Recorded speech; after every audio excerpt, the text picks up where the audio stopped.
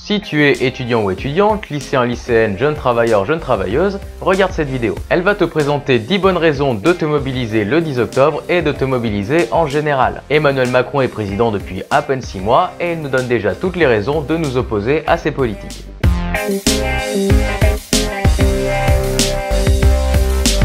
Nos amphis sont bondés, des milliers de bacheliers sont toujours sans affectation et 14 universités sont dans une situation dégradée, voire très dégradée selon la Cour des comptes. Et à tous ces problèmes, la réponse du gouvernement a été de supprimer 331 millions d'euros de budget à l'enseignement supérieur, soit environ l'équivalent de 3 fois le budget annuel d'une université comme Lille 3 ou Reims. En plus de ça, le gouvernement veut imposer la sélection en L1 avec la mise en place de prérequis et soutient la sélection à l'entrée du Master 1 en niant le droit à la poursuite d'études.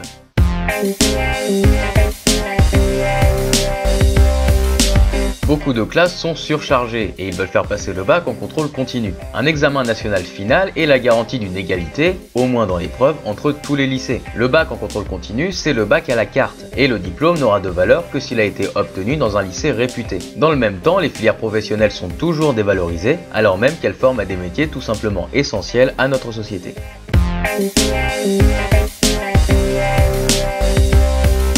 Économiquement, c'est déjà très difficile pour les jeunes. Un étudiant sur deux est obligé de se salarier pour étudier et on obtient notre premier emploi stable en moyenne à 25 ans. Aucune mesure n'est prise pour que nous ayons tous les moyens de faire des études et de vivre dignement pendant cette période de notre vie et rien ne va s'arranger, surtout avec les bouleversements dans le code du travail que Macron veut imposer et qui vont encore faire monter le chômage et nous les jeunes qui voulons nous insérer sur le marché du travail allons être particulièrement touchés.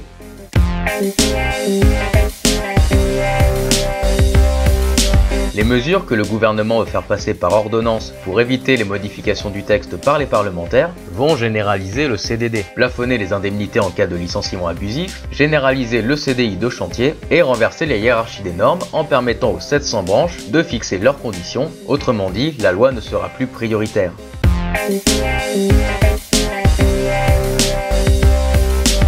Alors qu'il offre 4 milliards d'euros de baisse d'impôts aux plus riches, il fait baisser nos aides au logement de 5 euros et veut les baisser de 50 à 60 euros d'ici 2018 pour les logements sociaux. Il veut également créer des baux de location de 1 à 10 mois, ce qui permettra de nous mettre à la porte dès que notre CDD sera terminé.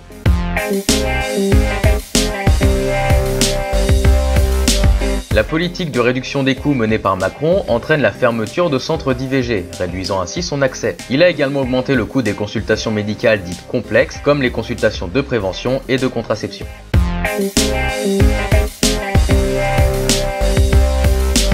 C'est la santé de tous qui est touchée. Plus d'un tiers des étudiants renoncent à se soigner et nous sommes 50% à pratiquer l'automédication, par nécessité malgré ses risques. Macron veut mettre en place la télémédecine pour faire des économies sur les déplacements vers les centres de santé, une mesure absurde qui montre l'absence d'intérêt du gouvernement pour notre santé.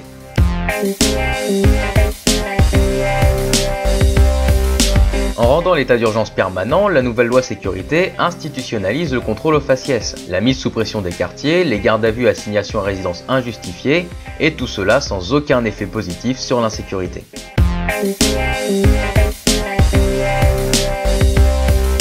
Il signe le CETA, le traité de libre-échange avec le Canada, qui va permettre l'importation chez nous de produits qui vont être moins chers, ce qui va concurrencer les producteurs locaux. Ces produits, en plus de ça, auront des conséquences néfastes sur notre santé, car les normes sont beaucoup plus permissives au Canada qu'en Europe. On pourra ainsi aisément se retrouver avec de la viande aux hormones dans nos assiettes. Il y aura également des conséquences environnementales très négatives, de par les conditions de production des produits, comme les conditions d'élevage par exemple, et les milliers de kilomètres que devront parcourir les produits avant d'arriver dans nos rayons. De plus, les multinationales pourront maintenant attaquer les États qui mettront en place des réglementations sociales et environnementales trop contraignantes pour elles.